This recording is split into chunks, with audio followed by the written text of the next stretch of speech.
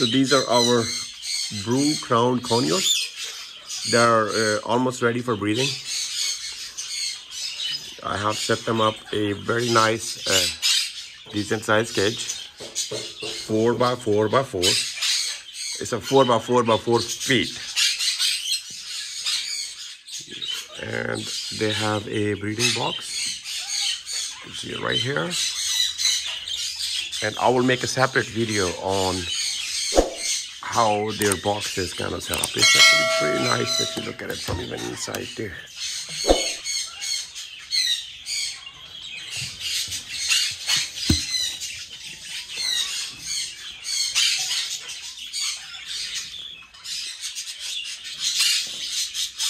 And if you want to know about their progress, I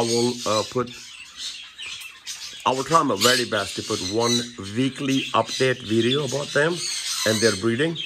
And I will share some more information with you guys too as they move further with their process of laying eggs and all that stuff. Thank you, and don't forget to subscribe to our channel.